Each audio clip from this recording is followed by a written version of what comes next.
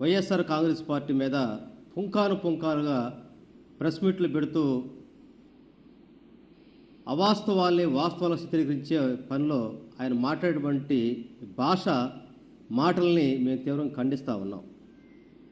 కేవలం అధికార దాహం కోసం, కేవలం పదవుల కోసం ఏ రాజకీయ పార్టీ అధికారంలో ఉంటే ఆ పార్టీ కోసం, ఆ పార్టీలో పదవుల కోసం, ఆ పార్టీ ప్రాప్తం కోసం, ఆ పార్టీ యొక్క ఆ ప్రభుత్వ అధినేత మెప్పు కోసం ఎదుటి వాళ్ళ మీద బురదలుతూ పుంకాలుగా మాట్లాడటం అనేది నీ మాటలు చూస్తూ ఉంటే ఓసరు వెళ్ళి కూడా సిగ్గుపడేటట్టుగా ఉంది. ఈరోజు డొక్కా మాణిక్య ప్రసాద్ గారి మీద ప్రెస్ మీట్ పెట్టి మాట్లాడుకోవటం అనేది మాకే సిగ్గుగా ఉంది. ఒక సామాన్య కుటుంబం నుంచి వచ్చినటువంటి నీకు వైఎస్ కుటుంబం రాజశేఖర రెడ్డి గారు దళితులకు పెద్దపీట వేయాలని, ముఖ్యంగా మాదిగలకి రాజకీయ ప్రాధాన్యత ఇవ్వాలని చెప్పేసి నీకు రాజకీయ భిక్ష పెడితే వారు 2 సార్లు 2009, 2004లో నిన్ను ఎమ్మెల్యేగా సీట్ ఇచ్చి గెలిపిస్తే ఏ పార్టీ అయితే సీట్ ఇచ్చి గెలిపించినటువంటి ఆ పార్టీకి సున్నం పెట్టి తెలుగుదేశం పార్టీలో చేరావు. ఆ తెలుగుదేశం పార్టీలో నీకు సీట్ ఇచ్చి ఓడిపోతే అక్కడ వాళ్ళకి పంగనామా పెట్టి మరలా వైఎస్ఆర్ కాంగ్రెస్ పార్టీ జగన్మోహన్ రెడ్డి గారి యొక్క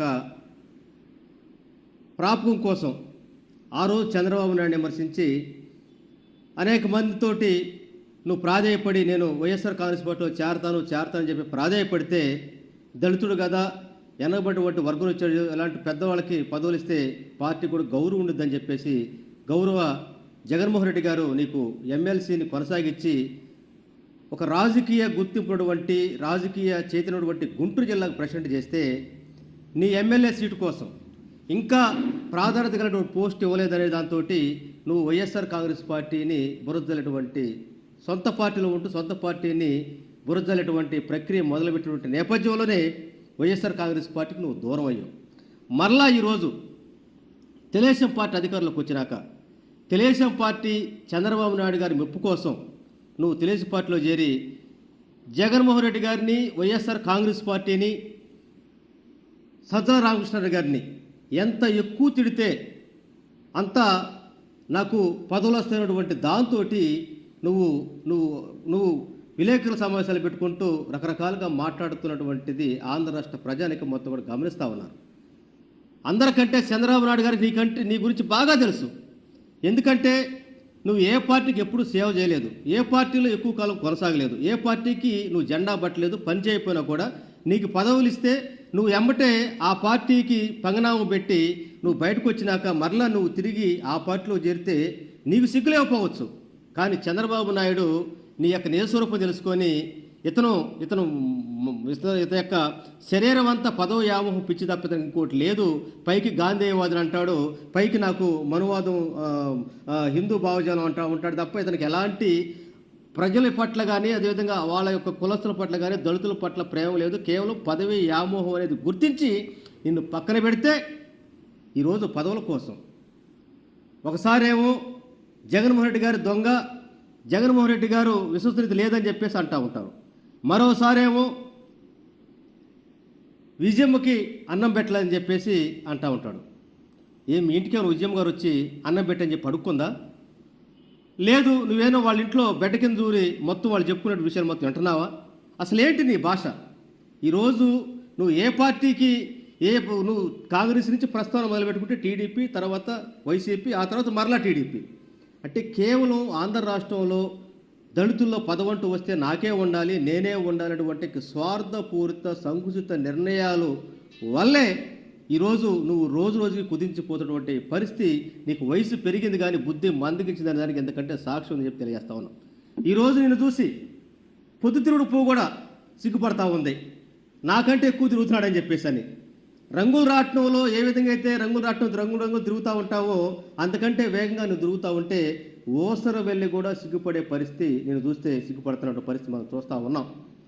ఈరోజు నేను దళితుడు కాబట్టి, మాదిగని కాబట్టి నేను ఏది మాట్లాడితే చెల్లెదు అనుకుంటే నీకేదన్నా చంద్రబాబు నాయుడు మీద కానీ ప్రేమ ఉంటే వాళ్ళ ఇంట్లో పోయి కంచాలు కడుగు, లేదు చంద్రబాబు నాయుడు గారు కాళ్ళు పీసుకు మేము తప్పులేదు అది. కానీ ఒక దళిత అనేటువంటి కారుని అడ్డం పెట్టుకొని ఏదో ఒక మాజీ మంత్రిని, అదేవిధంగా నేను సీనియర్ని కాబట్టి రాజకీయాల్లో సీనియర్ని, ఒక మాజీ మంత్రిని, దళితుడిని కాబట్టి నేను ఏది మాట చెల్లిదంటే ఇదే పార్టీలో కూడా దళితులు అంటే మేము ఉన్నాం. ఈ రాష్ట్రంలో దళితులను కానీ అణగారిన వర్గాలు కానీ మహిళలు కానీ గౌరవించి పెద్దపీట వేసింది వైఎస్ఆర్ కాంగ్రెస్ పార్టీ మాత్రమే. దానికి సాక్ష్యం గత ప్రభుత్వంలో జగన్మోహన్ రెడ్డి గారు తీసుకున్నటువంటి విధానాలు కావచ్చు, గ్రామ సచివాలయం నుంచి మొదలుకుంటే పేదవాళ్ళకి విద్య గురించి కావచ్చు, వైద్యం గురించి కావచ్చు, అదేవిధంగా మంత్రి పదవుల్లో సామాజిక న్యాయం పాటిస్తూ 5గురికి కీలకమైనటువంటి మంత్రి శాఖలు ఇచ్చినటువంటి పరిస్థితి మనం చూసాం. అదేవిధంగా కార్పొరేషన్ చైర్మన్లో దాదాపు 15 మంది ఎస్సీలకు ఇచ్చినటువంటి పరిస్థితి మనం చూసాం. అదేవిధంగా ఎంతోమంది ఈరోజు గత ప్రభుత్వానికి నాడు నేడు నెమరు వేసుకున్నటువంటి పరిస్థితిలో 6 నెలల కాలంలో 8 నెలలు అధికారంలోకి వచ్చి ఈ రాష్ట్రానికి నేను సంపద సృష్టిస్తున్నటువంటి ఆ పెద్ద మనిషి సంపద సృష్టించకపోగా ఉన్న సంపద మొత్తాన్ని ప్రైవేటు దారత చేసి బొక్కబారలా పడ్డటువంటి ఆ పెద్ద మనిషి నాయకత్వంలో నువ్వు పదవులు కోరుకుంటామంటే అంతకంటే సిగ్గే ఉందని చెప్పి అడుగుతా ఉన్నాం. ఇటీవల నగాక మొన్న ఒక మాజీ మంత్రి, ఒక విద్యావంతుడు, ఒక మేధావి రాయలసీమ ప్రాంతం నుంచి శైలజనాథ్ గారు వైఎస్ఆర్ కాంగ్రెస్ పార్టీలో చేరితే ఒక వెన్నుపోటుదానటువంటి జగన్మోహన్ రెడ్డి గారి పార్టీలో నువ్వు చేరతావని చెప్పేసి దాని గురించి ప్రెస్ మీట్ పెడతాడు. నేను అడుగుతా ఉన్నా, డొక్కా మాణిక్ ప్రసాద్ గారు, నీకంటే వెన్నుపోటుదారులు ఎవరున్నారు? వైఎస్ఆర్ కాంగ్రెస్ పార్టీ, వైఎస్ఆర్ కుటుంబం నీకు భిక్ష పెడితే ఆ కుటుంబానికి ఆ పార్టీకి వెన్నుపోటు పొడిచావు. నీకు గతంలో టీడీపీ వాళ్ళు ఎమ్మెల్సీ ఇస్తే వాళ్ళకి వెన్నుపోటు పొడిచావు, మళ్ళీ అక్కడ చేరు. నీకంటే వెన్నుపోటుదారులు ఎవరుంటారు? లేదు. నువ్వు నమ్ముకున్నటువంటి నాయకుడు కావచ్చు, నువ్వు ఏదైతే పదవాసిస్తున్నావో నీ నాయకుడు చంద్రబాబుకు చెప్పుకుంటా పోతా ఉంటే ఆంధ్రుల యొక్క ఆరాధ్యం చెప్పినటువంటి ఎన్టీ రామారావు గారిని వెన్నుపోటు పొడిచినటువంటిది నీకు కనపట్లేదా? వాళ్ళ కొడుకున్నటువంటి హరికృష్ణ గారిని, వాళ్ళ కొడుకున్నటువంటి జూనియర్ ఎన్టీఆర్ గారిని ఏ విధంగా అయితే పార్టీకి ఉపయోగించుకొని వాడుకొని వెన్నుపోటు పొడిచింది నీకు అర్థం కావట్లేదా? నీకు తెలియట్లేదా? అంతెందుకు, నిన్న ఎన్నికల్లో 24 ఎన్నికల్లో సంపద సృష్టిస్తాను, ఆంధ్రప్రదేశ్లో ఉన్నటువంటి ఏదైతే జగన్మోహన్ రెడ్డి నవరత్నాలకు అదనంగా నేను పథకాలు ఇస్తానని చెప్పేసి వాగ్దానాలు ఇచ్చి 8 నెలలు గడుస్తున్నా ఇంతబడి చెప్పిన వాగ్దానాన్ని సూపర్ 6 అమలు చేయక ఆంధ్రప్రదేశ్ ప్రజల మొత్తానికి వెన్నుపోటు పొడిస్తే అంతకంటే వెన్నుపోటుదాడు నీకంటే కనపట్టలేదా అడుగుతా ఉన్నా. ఎందుకంటే నువ్వు మీ ఇద్దరు ఒకటే కాబట్టి, నువ్వు వెన్నుపోటుదారుడివి, నీకు ఇచ్చినటువంటి రాజకీయ పార్టీలకి, నీకు భిక్షమైన రాజకీయ పార్టీలకి, నీకు అవకాశం రాజకీయ పార్టీలకి వెన్నుపోటు పొడిచినటువంటి నీకు అజతత్వం కాబట్టి, నువ్వు నమ్ముకున్నటువంటి, నువ్వు పదవాసిస్తున్నటువంటి నీ నాయకుడు వెన్నుపోటుతాడు కాబట్టి మీ ఇద్దరు ఒకే జత పక్షులు కాబట్టి, ఒకే గూడు పక్షులు కాబట్టి నీకు తెలియకపోవచ్చాము. కానీ రాష్ట్రం ప్రజలు మొత్తం గమనిస్తూ ఉన్నారు. ఈరోజు మొత్తం కూడా ఆంధ్రప్రదేశ్లో గత ప్రభుత్వాన్ని ఈరోజు ప్రభుత్వాన్ని చూసుకున్నప్పుడు ఈ రాష్ట్రంలో దళితులకు కావచ్చు, పేదలకు కావచ్చు, ఏదైతే చెప్పినట్టు ఆచరించి అమలు చేసినటువంటి విధానాలు చూస్తున్నప్పుడు ఈ రాష్ట్రంలో ఇచ్చిన మాటకి కట్టుబడి పనిచేసినటువంటి వ్యక్తి జగన్మోహన్ రెడ్డి గారు, వైఎస్ఆర్ కాంగ్రెస్ పార్టీ తప్ప ఇంకోటి కాదని చెప్పి ఈరోజు ప్రజలు మొత్తం కూడా ఆలోచిస్తున్న పరిస్థితిలోనే నిన్న శైలజనాథ్ లాంటి పెద్దలు ఆత్మావలోకనం చేసుకొని ఒక పీసీసీ ప్రెసిడెంట్ స్థాయిలో ఉన్నటువంటి చేసినటువంటి మా మనిషి ఈరోజు వైఎస్ఆర్ కాంగ్రెస్ పార్టీలో చేరితే దాని కూడా జీర్ణించుకోలేకపోతా ఉన్నాం. అంటే ఆంధ్రప్రదేశ్లో దళితులంటే నేనే ఎదగాలి, నేనే ఉన్నటువంటి స్వార్థపూరిత విధానాలకి స్వస్తి చెప్పమని చెప్పేసి నీకేదన్నా చంద్రబాబు గారు ప్రేమ ఉంటే ఆయన ఇంటి పోయి రోజు ఆ ఇల్లు ఊడ్చు, ఆయన కాళ్ళు పిసుక్కో. లేదు లోకేష్ గారికి నువ్వు కాళ్ళు పిసికి ఆయనకి ప్రాపంచేది తప్పులేదు, మేము అది ఇష్టం, అది వ్యక్తిగత విషయం. కానీ వైఎస్ఆర్ కాంగ్రెస్ పార్టీ మీద, జగన్మోహన్ రెడ్డి గారి మీద, వైఎస్ఆర్ కాంగ్రెస్ పార్టీ ఉన్నటువంటి పెద్దలటువంటి సజ్జల రామకృష్ణ మీద కావచ్చు, ఎవరి మీదైనా సరే నువ్వు కానీ నీ స్థాయికి మించి మాట్లాడితే మాత్రం సహిస్తా ఊరుకోని చెప్పి సందర్భంగా హెచ్చరిక జారీ చేస్తూ ఉన్నాం. ఈరోజు నువ్వు రాజకీయ ఏదైతే ఎన్ని చొక్కాలు ఇప్పేసావో, ఎన్ని రంగులు మార్చావో చూస్తూ ఉంటే, చెప్పుకుంటూ ఉంటే ఈరోజు మాకే వాస్తవంగా నీకంటే వయసులో తక్కువ వాళ్ళమైనా నీ గురించి మాట్లాడుకోవడం అంటే సిగ్గుపడతా ఉన్నాం, బాధపడతా ఉన్నాం.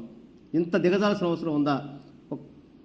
పెద్దలు అంటారు 6 సంవత్సరాలు దాటితే బుద్ధి మందగించిద్దని చెప్పేసి పాపం అది ఆ బుద్ధి మందగించి ఆ స్వాతంత్రం పెరిగిపోయి పదవుల కోసం నువ్వు ప్రాకులాడటం కోసం ఇలాంటి చవాకులు పేరితే మాత్రం సహించమని చెప్పి సందర్భం చేస్తున్నాం. నీకు ఒకటి తెలియజేస్తా ఉన్నాం.